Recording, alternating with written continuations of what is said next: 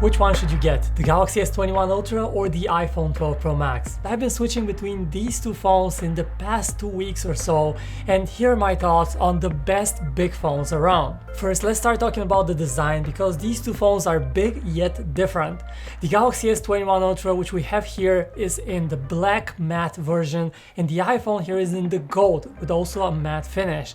And first, having a matte finish on a phone that is so big means that it is extra slippery in the hand, so you have to be careful to handle these. By the way, thanks to Aukey, which makes some of the highest rated affordable wireless headphones, for sponsoring this video. Apart from the finish, the design styling on both looks great. We love the camera details on the Galaxy, and also the color on the iPhone looks nice.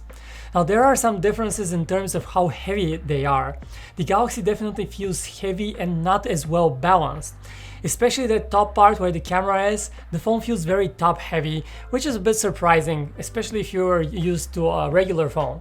The Galaxy, also having slightly curved edges, is a bit narrower than the iPhone, and since it lacks those flat sides that you get on the iPhone, it's actually easier to grip with just one hand and hold on to tightly, while the iPhone on the other hand feels a bit too wide, and those flat sides make it harder to grip. In terms of display, for a long time Samsung has shown us that it has the most advanced displays, and this here screen on the Galaxy S21 Ultra is no exception. We have a 6.8-inch AMOLED display on the Galaxy and a slightly smaller 6.7-inch screen on the iPhone. Of course, the main difference is that the one on the Galaxy is slightly curved, while on the iPhone you get a flat display. But just purely in terms of colors and visuals, first, the Galaxy gets way brighter. It gets to a maximum brightness of 1500 nits, while the iPhone goes to 1200. So in bright light outdoors, the Galaxy is more visible, easier to see, to read the text outdoors. Another advantage the Galaxy has is, of course, it's slightly sharper with a 1440p resolution, and you can notice this if you look at the phone up close. It's not a huge difference, but there's a slight difference in favor of the Galaxy. The big difference is the refresh rate. The Galaxy supports 120Hz adaptive refresh rate that can go as low as 10 Hz.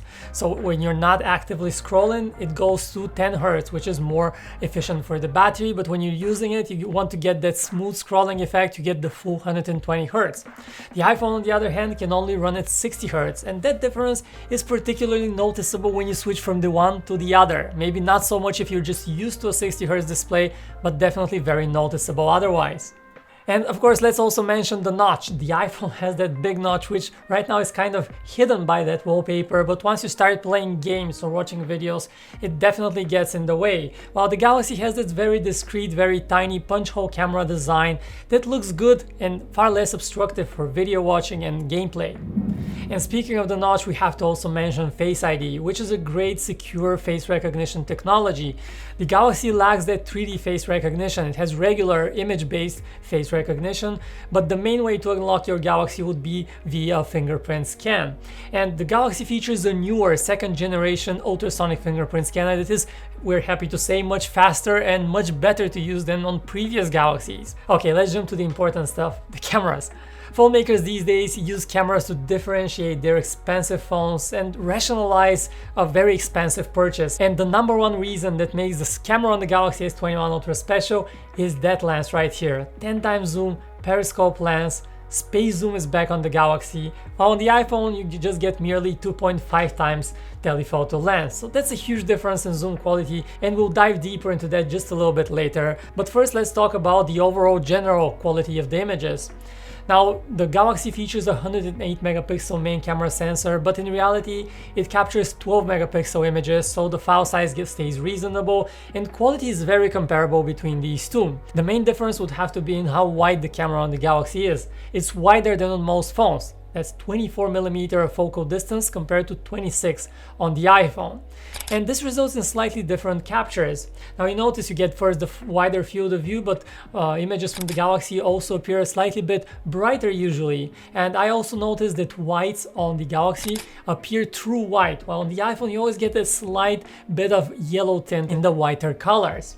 Apart from that, images look great during the day.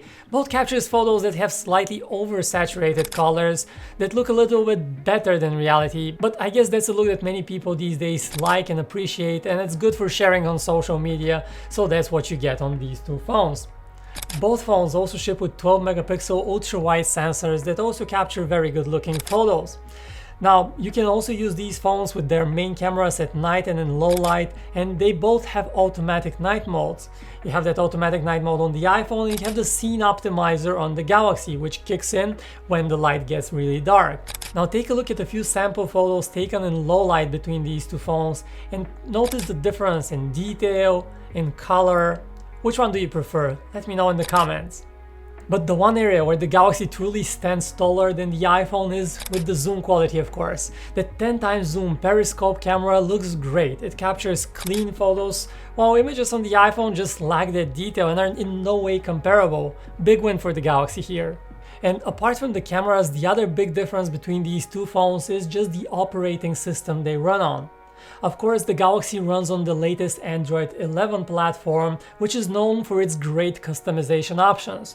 Now, the iOS platform is a bit of a walled garden still, even though Apple has opened it up a bit, but it has its advantages, and the biggest advantage of the iOS platform is just how often it gets updated. This iPhone will probably get updates for around 5 years since its release date, making it relevant in the very long-term future, while the Galaxy will probably get updates for around 3 years. We're talking about major Android software updates. 3 years versus 5 years, that's quite a noticeable difference.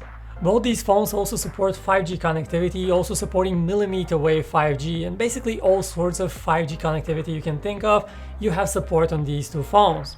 Now again, here there is the fine print. The Galaxy supports Wi-Fi 6E, which is the latest generation of Wi-Fi that provides much faster speeds, of course if your router and network support it. But also the Galaxy, especially in the United States, lacks eSIM support, which you do get on the iPhone, so it's a bit of a toss-up here.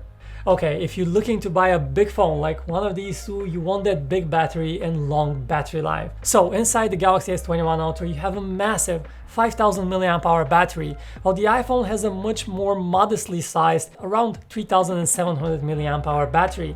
So there's nearly 50% difference between these two in just the size of the capacity of their battery cell. Does that mean that the Galaxy has 50% better battery life? Well, not really. Here iOS optimizations come into play in a big way, but take a look at these tests. We have first ran our web browsing test, and the Galaxy actually outscores the iPhone just as you would expect, but not by a huge margin. And on our YouTube test, again, the Galaxy came up victorious with a slightly higher score. Interestingly, we also tried the real world 1 hour non-stop Call of Duty Mobile, playing it on both phones, and we actually found that on the Galaxy for 1 hour you lost 15% battery life, and on the iPhone you only lost 13%. So that might not sound like a huge difference, but if you're gaming for a longer period of time, we're seeing that the graphics performance on the iPhone is actually a little bit better. And as for charging, both come without a charger in the box, and that's a trend that Apple started and Samsung very quickly adopted.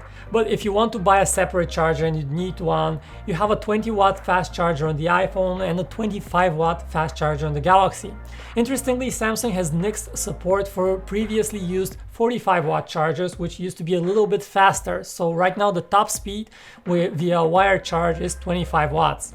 And in terms of real-life charging speeds, the Galaxy tops up fully from 0 to 100% in slightly more than an hour, about an hour and 10 minutes. And the iPhone takes an hour and 50 minutes, which is much longer. So we definitely appreciate having that faster charging speed on the Galaxy. So finally, we have reached pricing. And interestingly, the iPhone actually costs less than the Galaxy, but that's only if you buy the base model. If you opt for the most spec'd out 512GB version, the roles change places and the Galaxy is actually a slightly bit more affordable. You can see the full pricing of these two phones right now on your screen. And speaking of prices, I'm a big fan of getting the best phone available, even if it's a bit more expensive, since you'll be using it for long years. But you can definitely save on what you get with it. If you don't want to spend hundreds of dollars on truly wireless headphones, I've been using these minimalist truly wireless headphones by Aukey. They cost a fraction of the price of AirPods, and not only do they sound great for the price, but you get premium features like in-ear detection, so your music automatically pauses the moment you take these out of your ear.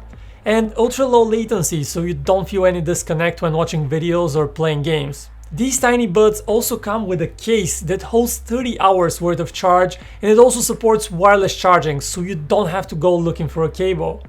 You also get convenient gesture controls to skip songs and a surprisingly lightweight design and comfortable fit.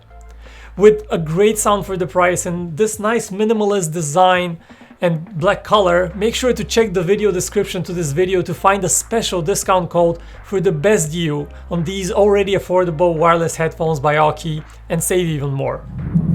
So which one would you go for, the Galaxy or the iPhone? For me personally, the Galaxy offers that super versatile zoom camera that I have enjoyed using so much, and the iPhone just cannot match it, especially at the moment. I also enjoyed the battery life on the Galaxy, which in my experience has been slightly bit better than on the iPhone, plus that 120Hz super smooth refresh rate on the Galaxy is definitely a big win. On the iPhone side of things, you get iOS going. I personally prefer the way iOS handles notifications, I prefer the texting experience, and some smaller detail in the iOS ecosystem. And I also appreciate Apple providing 5 years of software updates. But overall, both of these phones are great, especially if you want a big phone with a big battery life. Both of them deliver. Now get the Galaxy if you want that versatility in the camera, and probably if you care about display quality, as it's slightly superior. But if you value the iOS ecosystem, you text on iMessages, and all that stuff, you're probably better off buying an iPhone. At the end of the day, both are great options, but do let me know which one would you prefer and why. My name is Vic, this is PhoneArena. If you enjoyed this video, don't forget to hit that thumbs up button and subscribe. This helps us get more videos to you and helps grow the channel. Thanks for watching, and I'll see you around.